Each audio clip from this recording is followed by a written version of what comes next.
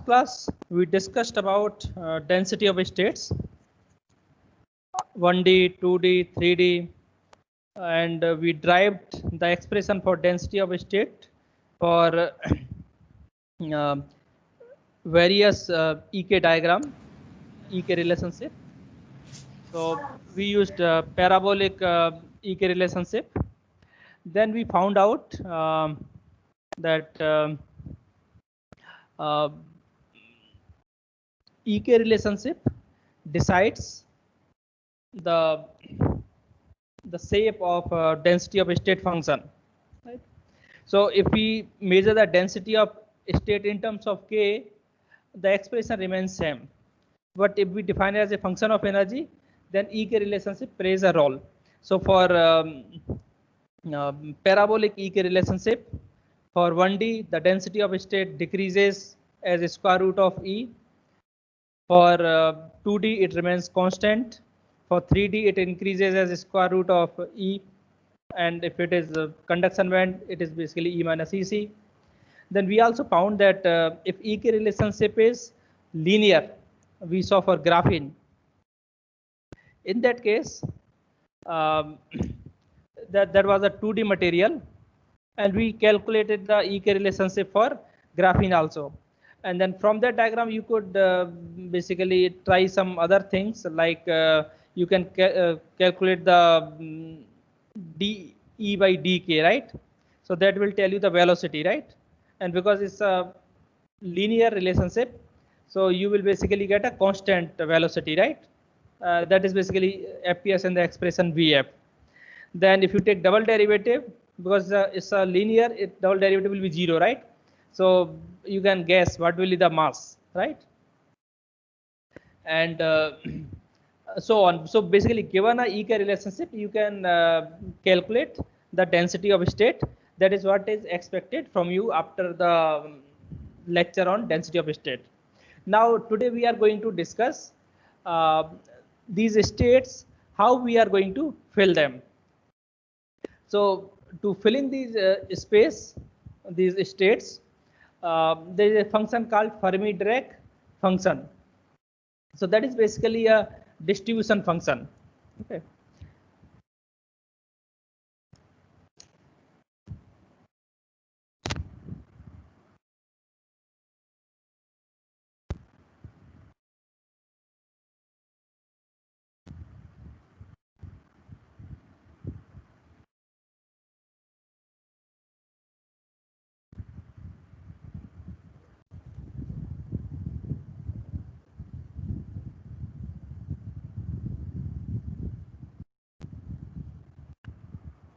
So Fermi-Dirac function is derived from statistical mechanics of free particle, and there are three assumptions here. One, of course, Pauli exclusion principle. That means each allowed state can have only one electron. You recall when we calculated the density of a state, we multiplied by a factor of 2 to include both the spins, right? Then total number of electron is fixed, and total energy is fixed. Now if there are n1 electron in E1 state, so the energy will be n1 E1. If n2 electrons are in E2 state, then energy will be n2 E2, and so on. So total energy will be sum of EI Ni, and total N will be sum of Ni. So from that we get this relationship, exponential function 1 over 1 plus exponential E minus EF by KT. So you can see here that this x-axis is the Fermi function, and this is the axis for energy. So at E equal to EF, this probability is half, and E less than EF, this probability is more than 1. For E more than EF, the probability is less than half. So if you are sufficiently away from EF, or lower energy, it will be mostly filled. If you are sufficiently away from EF, E more than EF by few kT, it will be some kind of exponential function. You can easily do those approximations and find out. So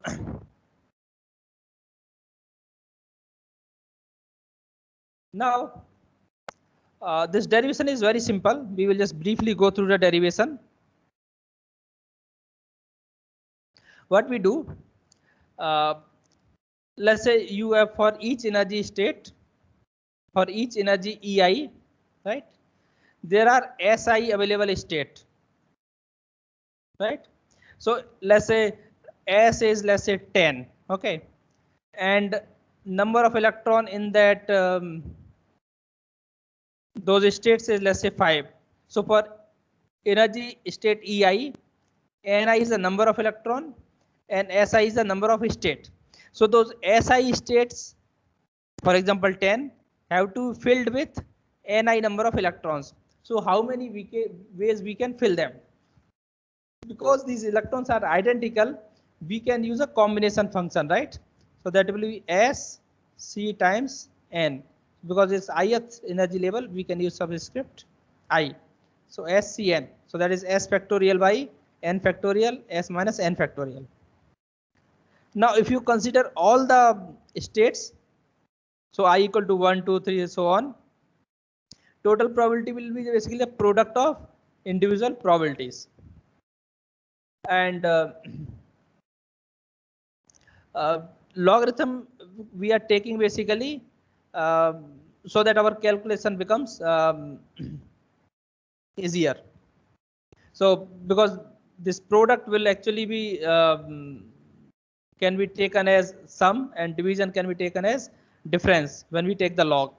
So log of this total probability W will be log of Si factorial minus log of S minus N factorial minus log of N factorial. And because they are products, so they basically we are using summation for all the energy levels I equal to 1, 2, and so on. Now if we want to maximize the randomness, right? So dW by dN should be 0, right? Now dW by dN means d of log W by dN should also be 0. So if we differentiate it, what will you get? Log of derivative of log will be 1 by S, right? So that you can write here. So this is log W. And if you expand it, there is another Stirling approximation that you can use. Log of x factorial is x log x minus x. So it becomes log Si minus Si, log S minus N log S minus N, minus minus plus S minus N, then minus N log N, and minus become plus, so plus Ni. And these cancel out. You have basically you have got rid of factorials. You just have numbers here, right? Then if you take the derivative, you get a very simple expression, log of S by N minus 1. So d by dN is log of S by N minus 1. So this derivative is with respect to Ni, right? So all of them basically add up and derivative becomes 0, right? So now we have three equations you can recall. This is equation 1. You have equation 2 and equation 3, right?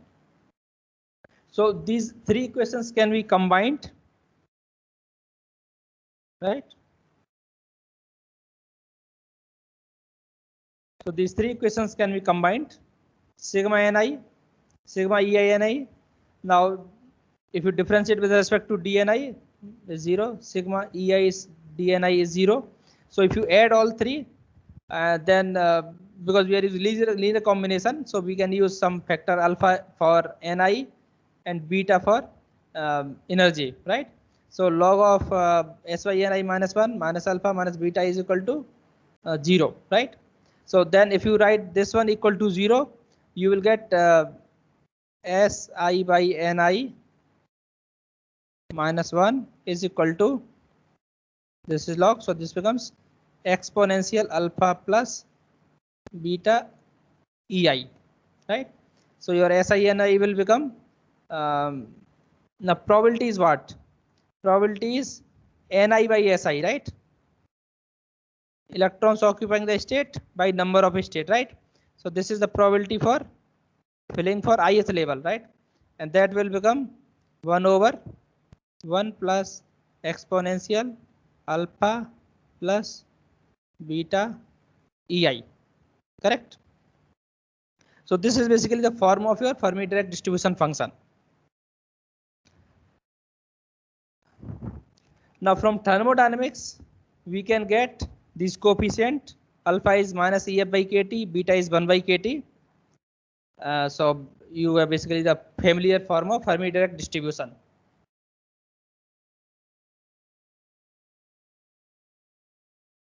Sir? Huh. Sir, can you please tell why the summation of energy of electron is constant? What?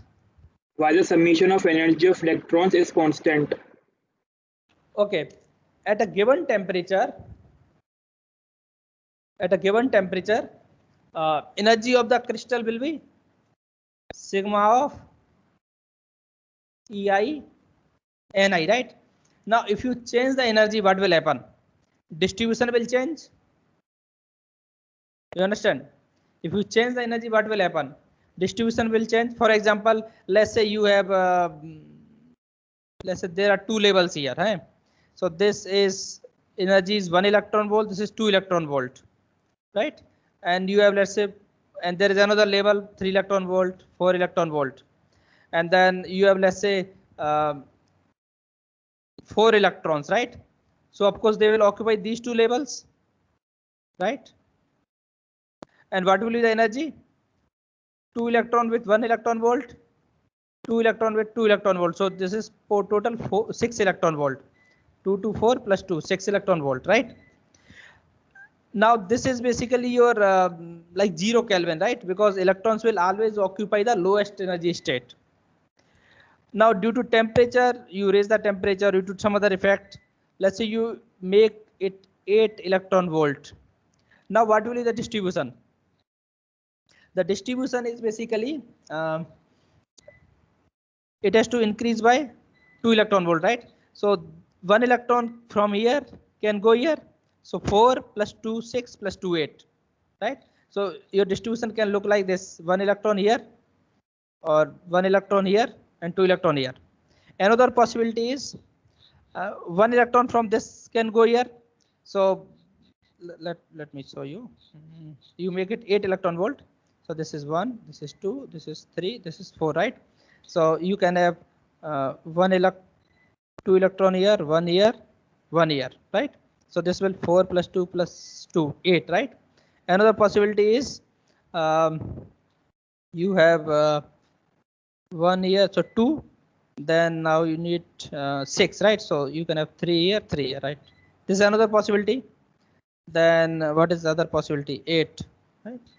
So 1 electron goes here, 1 electron goes here. Then let's say you have 1 electron here, then 1, then this is 3, 4, and 4, right? So this is another possibility. So when you basically deduce all these possibilities, right? When you describe all these possibilities, you will get basically some kind of probability, right? So what is the probability of filling this fourth state? What is the probability of filling third state? What is the probability of filling second state? What is the probability of filling first state? So when you try all these permutation combination, of course the probability of filling one is high, 2 will be slightly less, 3 will be less, 4 will be even less, right? So what you will get basically this Fermi-Dirac type of distribution. So now for a given energy, coming to your question, for given energy, right, you have the probability of distribution, right? So when you consider all these cases, you will actually see it follows some kind of this Fermi-Dirac distribution function. So Fermi distribution is given for a given energy, right? So where EF is basically the Fermi energy. So here basically for a temperature 6 electron volt was for 0 Kelvin, right? So at 0 Kelvin, this 2 becomes your Fermi energy. So up to 2 everything is filled, and beyond that everything is empty. For more than 0 you go to 8 Kelvin. Now what is happening? These electron can make a transition here, right? So its probability is basically slightly reduced here and it's increased here. If you increase more temperature, then it can go to even higher or state, right? So this becomes even more, the slope basically increases, right? So the distribution is for given energy. So for given Fermi level, given temperature, you have particular distribution. So if we change the temperature, the slope of this thing will actually change. The distribution function will change. Is it clear? Sir, you said at temperature is 0 Kelvin, all the electrons will occupy the lowest energy band. Correct. But in the Fermi Dirac function, if we put T is equal to 0, the probability is equal to 0. Okay. It depends on the magnitude EI and EF. If EI is more than EF, probability is 0. If EI is less than EF, then e to the power minus infinity. So probability is 1.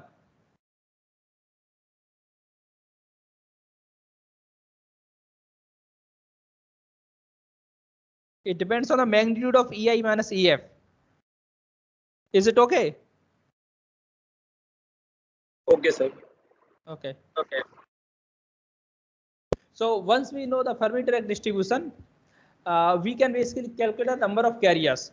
So number of carriers will be Fermi distribution or the probability of occupying a state multiplied by the number of states, right? So you can write, we are dropping this EI symbol here. That was basically for individual levels I. We consider discrete levels, but the energy levels, they are continuous in band basically. Okay, so we just write E there. So your F of E, I will drop I again from here. So F of E basically 1 over 1 plus exponential E minus EF by KT. And the density of state you already know for bulk material or 3D, you have root of 2 m to the power 3 by 2 square root of E minus EC divided by pi square h bar q. So you have to multiply these two, density of state multiply the occupancy probability, right? So for electron, what you will do, you will multiply density of state with the Fermi Dirac distribution, and limit of integral will be from the bottom of the conduction band to the top of the conduction band. And for ease of calculation, you can take it to infinity. But this relationship, right? The parabolic relationship is not valid here. Parabolic relationship is not valid, right? But still we can use it. It will become evident when we do the integration. Now for the holes, now holes is the absence of electron, right? So instead of F, you will use 1 minus F. So probability of state being unoccupied by electron, right? So that will be the probability of finding hole. And our limit will be from the highest energy level, EV, right, to bottom, right? And GB is basically the density of state. The GC and GB have similar expression. Only this here it is for effective mass for electron, and in case of valence band, this is effective mass of hole. Correct. So you can see here also at t equal to 0, this F is basically kind of a step function here. It's a rectangular. If you increase the temperature, then you get some kind of slope, right? If you increase temperature further, it becomes slope increases, right? Now when you multiply function 1 and function 2, what will you get? So up to point where this F is 1, you will reproduce the G, right? So you're reproducing G here. Then when you multiply, you get overall this kind of function.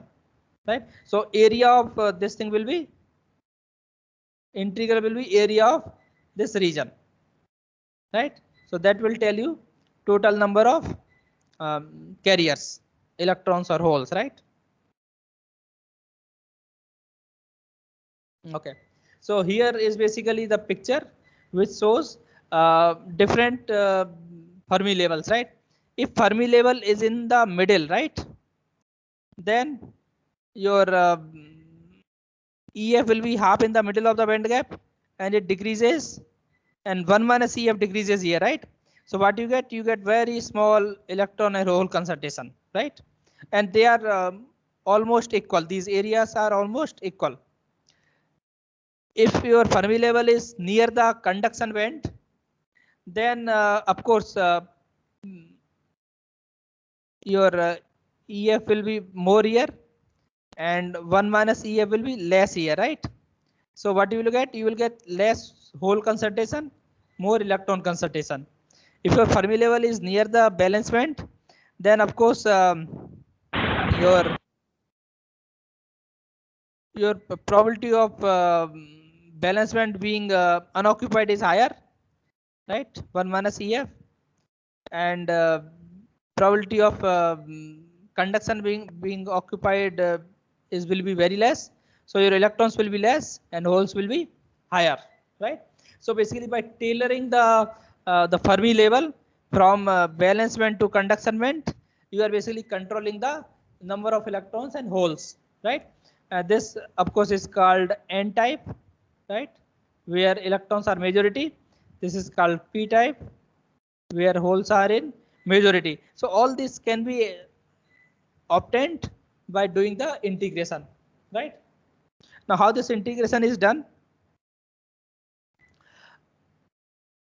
When you substitute root 2 m to the power 3 by 2 pi square h bar q times root e minus ec 1 over 1 plus, so this is your Fermi function, times d.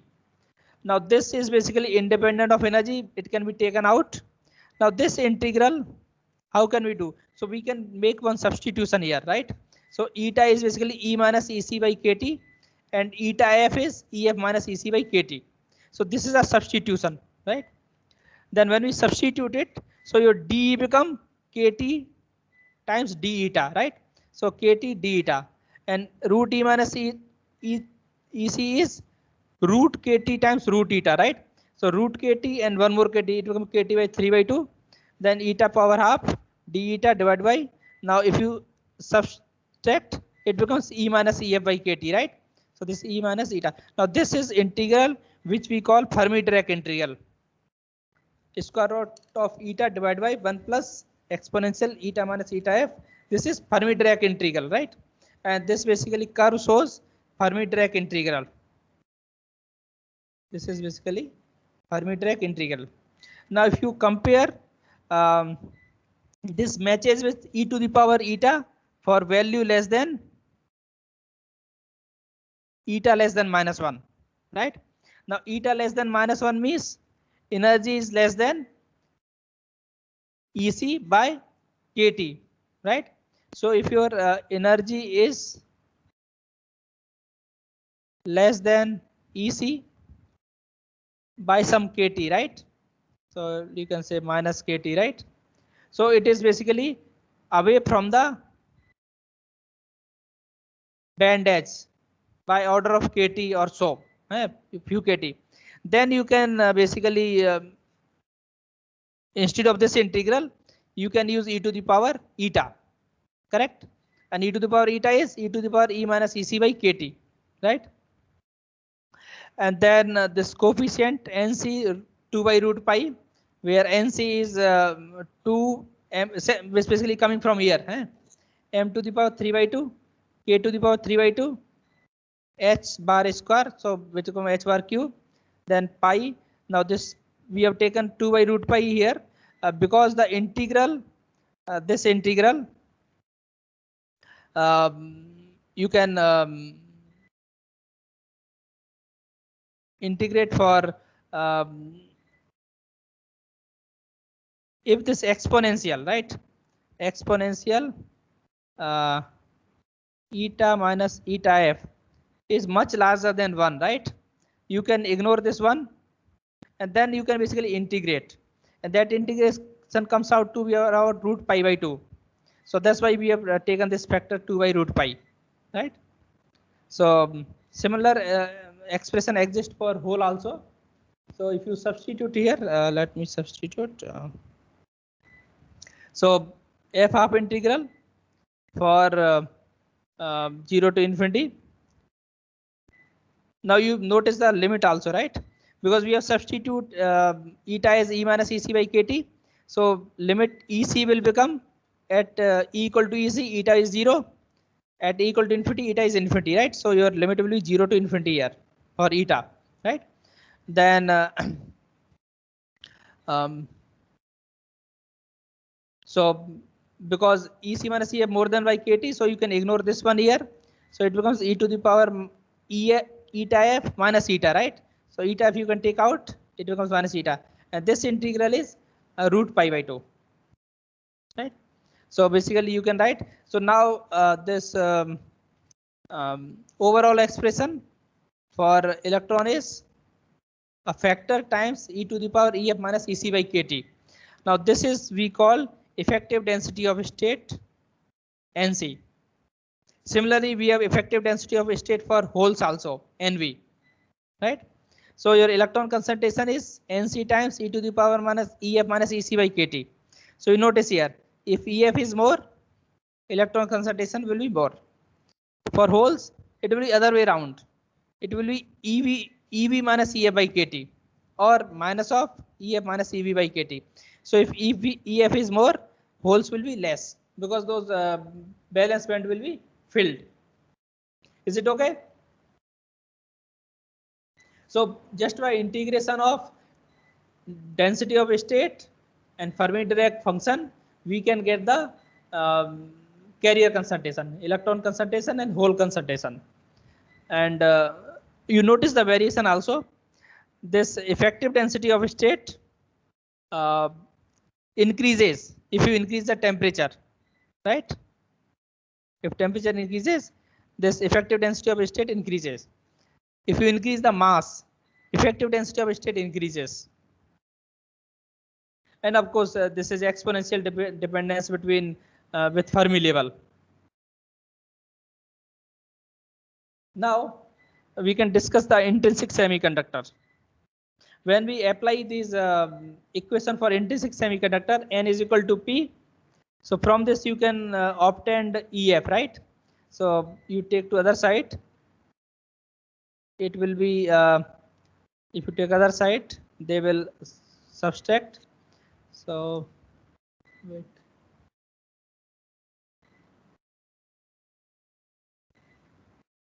Exponential EF minus EC, and if you take this side, so plus EF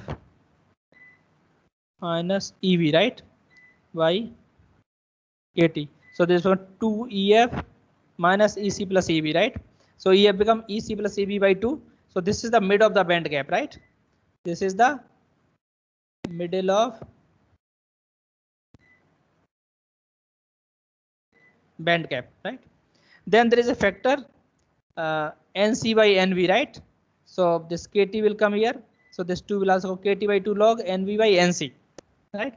So if NV is equal to NC, so effective density of state for electron and hole is equal, then your Fermi level exactly will be in the middle of the band gap. If they are not equal, then it will be slightly shifted, right? So if density of holes is more, right, then Fermi level for intrinsic will be shifted which side? If NV is more.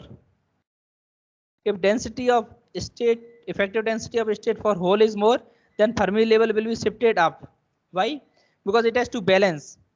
Because density of state is more in valence band, so we have to reduce the probability, right? And density of state is less in conduction band, so we have to slightly increase the probability, right? So the Fermi level will be slightly above the middle of the band gap.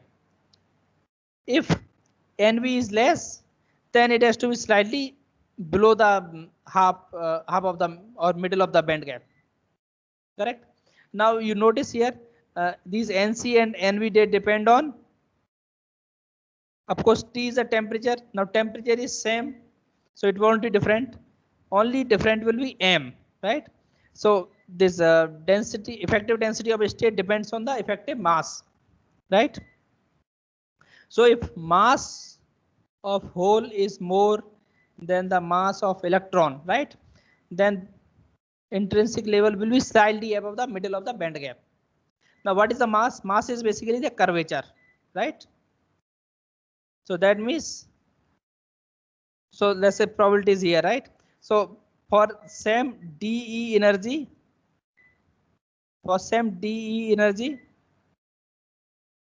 right, this broad one will have more state and this will have less number of state, right? So if mass is more, it has more states basically, right? So that you can see picture here also, right? So then this level, Fermi level has to be slightly above the middle, right? So that we have more probability here and less probability here. Correct? Is it okay? Now this is NV and NC are proportional m to the power 3 by 2, right? So if take 3 by 2 outside, it becomes 3 kT by 4 log of m whole by m electron, right? So this is your Fermi level, right? Now this Fermi level is also called intrinsic energy level. This is also called intrinsic Fermi level or intrinsic energy level. So if you don't dope it, you don't inject particular carriers for a bulk semiconductor, this will be the Fermi level. Now if you substitute EF in one of the equation, because n equal to P, you can get N or P, they are equal to Ni, intrinsic carrier concentration, square root of NC NV e to the power minus Eg by 2 kT, right? EC minus EV is Eg, right? Band gap. So Eg by 2 kT. Or if you write the product, NP will be NC NV exponential Eg by kT, right? So you write Ni square will be NC NV exponential minus Eg by 2 kT. Correct? So these are the relationships that you should remember. And this is also called law of mass action. Right? Np is equal to Ni square. You substitute here, it doesn't depend on Fermi level, right? It's minus Eg by kT, right? So this is called law of mass action, right? Now in case of extrinsic semiconductor, N and P will not necessarily be equal, right? For N dope,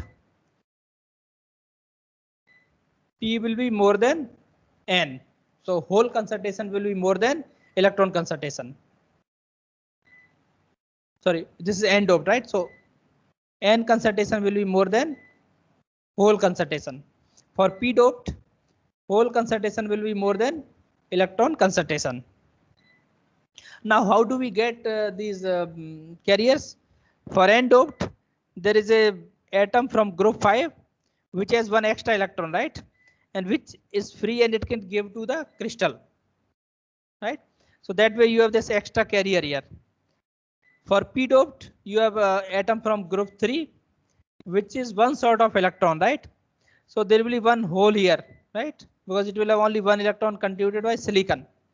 So now it can take another electron, then this hole can propagate, right?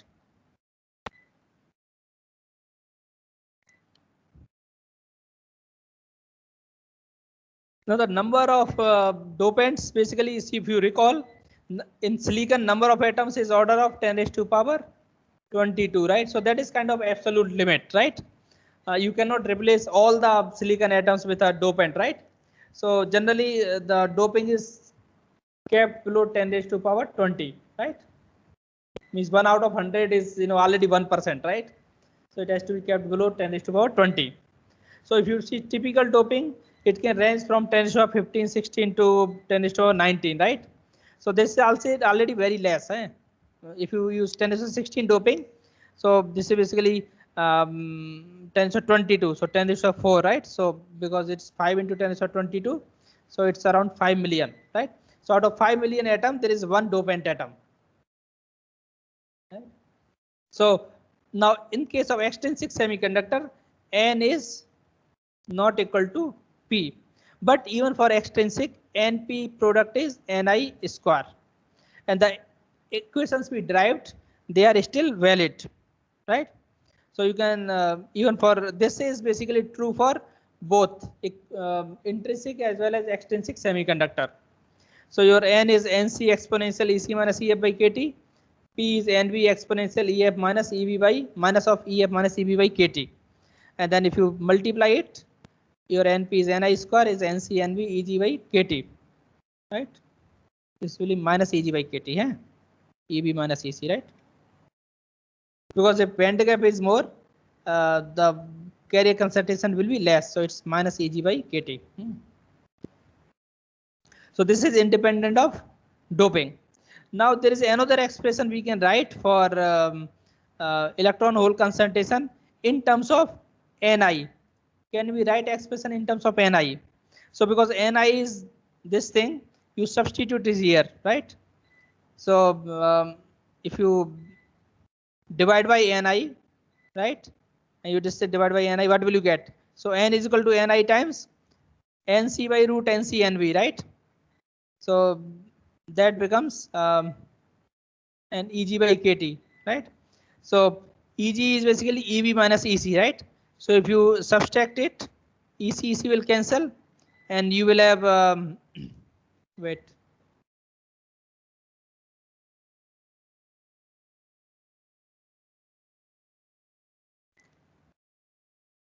Ni is Nc Ec minus Ei by Kt. Okay, so you can substitute this thing here. So N by Ni will be Nc will cancel, right? And Ec will cancel. You will have Ef minus Ei by Kt, right? So if you change this coefficient from Ef minus Ec to Ef minus Ei, your coefficient will change from Nc to Ni, right? Similarly, you can write P is also equal to Ni exponential Ei minus Ef by Kt. So if you write the product, NP product will be Ni square only. So it is easier to see from here, right? Now Ni and Pi, they are equal basically. Ni and Pi, they are equal. So you can write that means Nc by Nv will be in the ratio of Ec minus Ei and Ei minus Ev by Kt, right? That we have already derived. Is it clear? Sir, Huh. sir, this all is valid when we apply that approximation of considering 1 upon 1 power e minus n as e power minus Yes. This is So for only valid for such semiconductors are called non-degenerate semiconductor. Non-degenerate semiconductors where Fermi level is away from band edges Ev and Ec, right? At least by few Kt. Okay, typically we keep the value 3 Kt. So if it is let's say this is Ec, this is Ev, and this is 3 Kt or 3 Kt. So if your Fermi level lies in between here, 3 Kt away from here, 3 Kt away from here, right? All these expressions will be valid. Sir, so EF minus EF minus EC need not EF minus EC by KT need not be much more than 1 because on 3 KT the error is coming around 5%. And on 4.5 KT error is coming around 1%. So we need not we do not need EF minus EC to be much larger than KT. So That is much larger. See, if it is few Kt, it is already much larger because if you have 3 Kt, it becomes e to the power minus 3, right? But so it's only 3 times the KT, right? So 3 times basically the ratio becomes 3 e to the power minus 3, right? So what will be e to the power minus 3? If you write here 2.7, right? E is 2.7. So the error I have calculated, it's coming around 5%. 2.7 to the power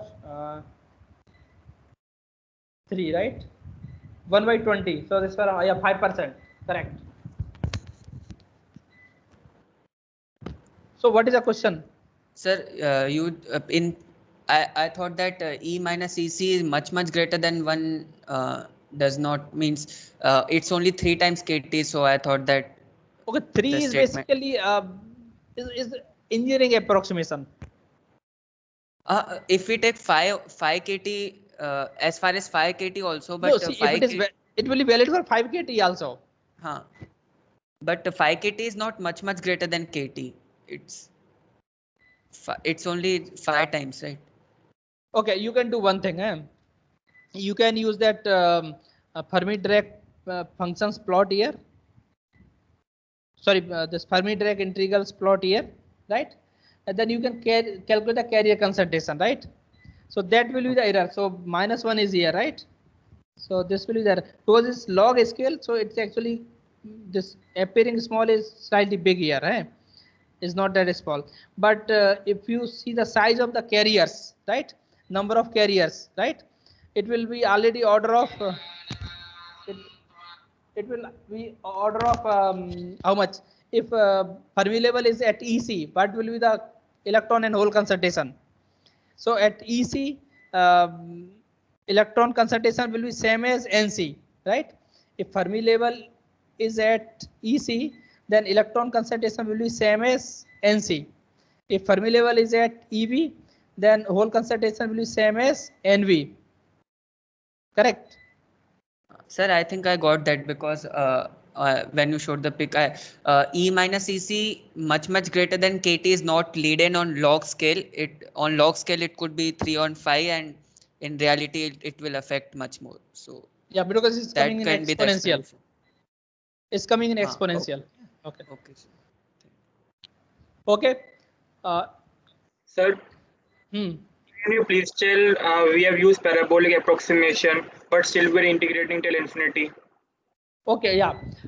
When we are integrating till infinity, I think this doubt should have been cleared here. But if you see this picture,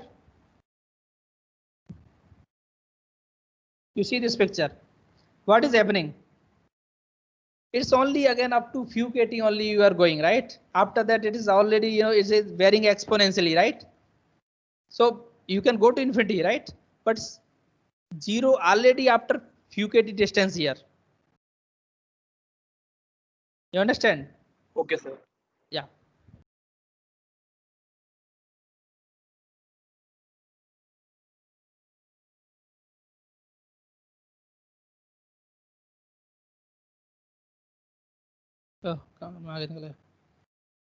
Okay, so this is at equilibrium. Okay, now charge neutrality.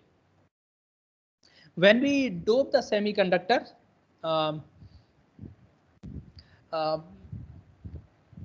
we have to worry about the charge neutrality, right? So for any doping, your crystal is always neutral. Your crystal is neutral. Whether you have N-type semiconductor, P-type semiconductor, or intrinsic semiconductor, your crystal is neutral. Why? Because for N-type, you have electron more than hole. So this is net negative. But apart from giving electron, it will also give a positive charged ion, the donors, which will give the electron. So they will exist as ions, right? So this positive charge and the difference of N and P, they will be kind of equal, right? So in a general scenario, you may have both the dopants, donors as well as acceptor. Now this when we use both type of doping is called compensation, or it's called compensation doping. Now what is compensation doping? Let's say I have a piece of semiconductor here which is acceptor doped with 10 raised to power 16, right? Now this is p-type material. Now I want to make a n value here. So what will I do? I will dope it with donor, right? With let's say 2 times 10 raised to power 16, right? So now we have compensated for the holes, and we have 1 into 10 to the power 16 extra donors, right? So this will become n-type. So this is called compensation. So in case of semiconductor, this technique is used. So in a single region, there may be both n-type and p-type dopants, but overall, whichever dopant is higher, that will be the dominant characteristic of that particular region. So in a region, if Nd is more than Na, then there is a net donor doping and it will be n-type. If Na or acceptor doping is more than the donor doping, then the region will be overall p-type, right? So this is called compensation doping. So in a region, let's say you have both the dopants, acceptor as well as donor. So if you write a Poisson equation, that is basically divergence of E is rho by epsilon, right? Now epsilon is basically epsilon R times epsilon naught. You might have seen it, right? So this epsilon R is called dielectric constant K. So if in text you may find epsilon R, epsilon naught, or you may find just epsilon, or you may find K times epsilon naught. They are basically same thing. So del dot E is basically rho by epsilon. Now rho is the total charge. The total charge will be the contribution from hole, contribution from electron, contribution from donor ions which are positive, contribution from acceptor ions which are negative. So this will be negative actually, not positive. So it will be Na minus. Okay, this will also be Na minus. And then multiplied by Q, that will be the charge density. So if the for a charge neutrality or if there is no field there, del dot E will be 0. So P minus N plus Nd plus minus Na minus will be 0. Now P and N expression we already know. What about Nd plus and Na minus? Now Nd plus is the probability that donor is ionized, right? Now donor will give 1 electron, right? It will give 1 electron only, right? So if it gives 1 electron, then its outside orbital will be basically have pairs, right? So if you look at other way around, if you have donor ion, right? So donor ion, and you look at the Fermi distribution function, if we are going to fill the electron here, right? So it can accept only 1 electron. Of course, it can accept 2 electrons, but then energy will be higher. Because if it has 2 electrons, then they will be, let's say they occupy some energy E1 and E2. Energy will become E1 plus E2, right? So that will not be feasible. So let's assume that it is taking only 1 electron to make Nd neutral. Now that electron can have either spin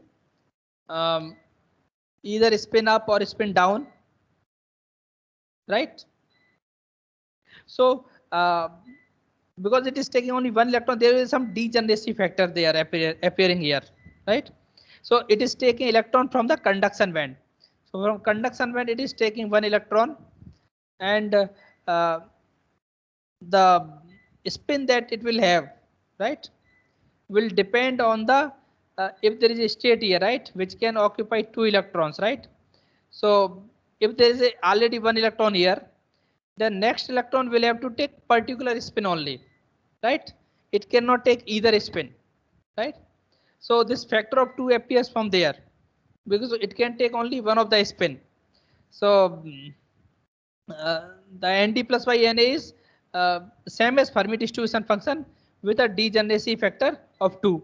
Similarly for holes, now holes for acceptor, it can take a hole from the valence band, right? Now valence band is degenerate because there is heavy hole and light hole. So again there is a degeneracy factor here because this electron it is accepting can have one of the spin. So this degeneracy of 2 here. Now that electron can come from either from heavy hole or from light hole. So this is another factor of 2. So your degeneracy factor for impurity level, acceptor impurity level is 4. Okay. So now you can substitute these two equations. Basically expression, all the 4 expression in this equation, expression for P, for N, for Nd plus, for Na minus, right? you will get overall expression, right? So your n p nb exponential e minus f, this is n nc exponent, this is nd plus, this is na minus, right? So now if you substitute here n equal to 0, right? So at a given temperature, and you define some donor concentration, acceptor concentration, right? You can calculate the Fermi level. And if you know the Fermi level, you can calculate the electron concentration or hole concentration, right? So let's consider a simple case. Let's try to think how we can solve this equation. We can assume, let's say this is your EV, this is your EC. For silicon, we can assume, let's say EV is 0, EC will be 1.1 electron volt. Now donor energy level is somewhere here. So we can assume again some value here. Let's say this is below the conduction band by some 0.05 electron volt. And then donor level is, acceptor level is above valence band by 0.05 electron volt. They are just, indicative value. So if I give a problem, I will give, I will give maybe some other different value. So now we have NC we already know, right? And we already know. ND we can use, let's say some doping, 10^17 doping or 10^18 doping, right? Or if you have only one type of dopant, then you can equate it to 0 and you use only 10^17 donor doping, right? Then GD is 2, GA is 4, right? So now we know all the terms, and T you can vary from 0 Kelvin to 600 Kelvin, right? So for a given temperature, you can solve this equation and get the Fermi level. And then from Fermi level, you can calculate electron concentration, right? So I've done a simple code here. Basically, you define calculate Fermi level. Then you have this expression here. Now you basically check for range of energies, right? Fermi level between EV and EC, right? You can refine it also, right? Then you can calculate based on that Fermi level, you can calculate n. And then what I did basically, I wrote this function, and then outside this function, I used this one command. So this is basically varying the temperature from 10 Kelvin to 600 Kelvin, and is calculating n. And for each iteration is adding basically, right? So when I plot it, I get a curve something like this, right? So where I've used donor doping or 10^17, right? So you can see here from range of 100 to around some 400 something, n by nd is same, right? So n is equal to nd here, right? Below this, it's a freeze out region.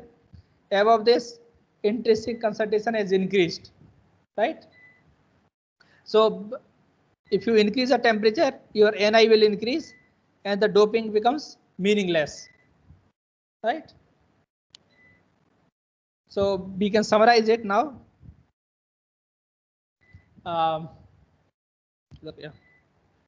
For donor type, Nd is more than Ni.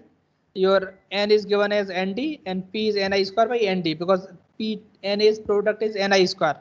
Similarly, for acceptor, Na is much larger than Nd and Na is much larger than Ni.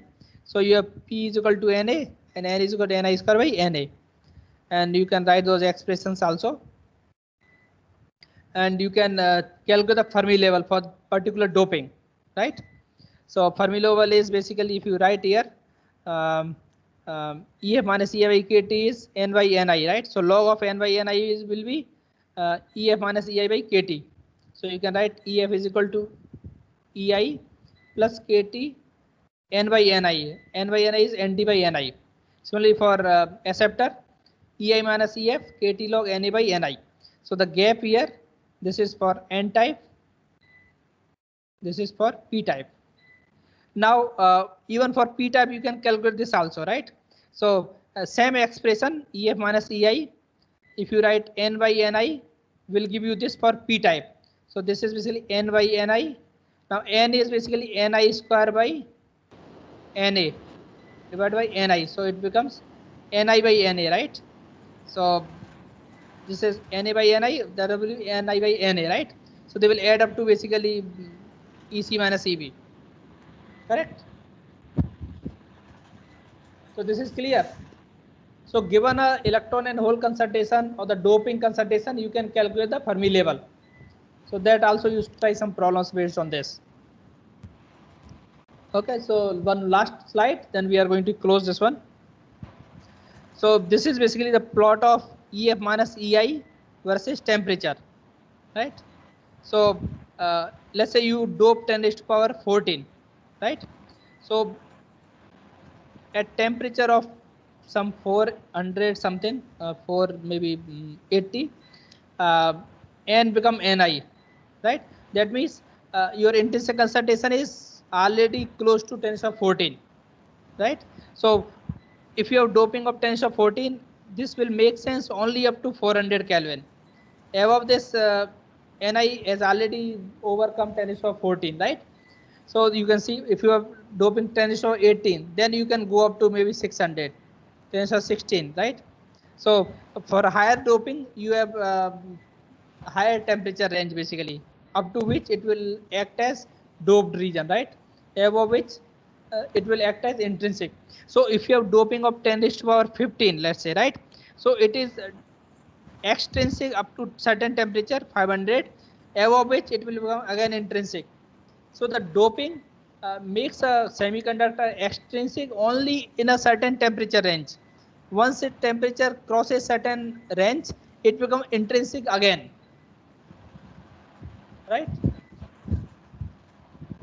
So this is basically upper is for N type, this is for P type, right? But they are more or less, follow the same temperature because Ni is same as Pi, right? Ni and Pi are same, intrinsic concentrations are same, and they are a function of temperature. Okay, so that's the end of the class. So it is basically the summary of two classes. We have discussed density of state, then parabolic band assumption, we get analytical expression, Fermi Dirac distribution, and then non-degenerate semiconductor, we have this exponential relationship. If it is degenerate semiconductor, then you will have to use that Fermi Dirac integral, right? And it will not be equal to that exponential function, right? EF minus EB by KT, right? Right? It will not be equal, right? You cannot use exponential function. So it is true for only for non-degenerate semiconductor. Thank you very much. I will take a quick question if you have any. And I'm stopping the recording now.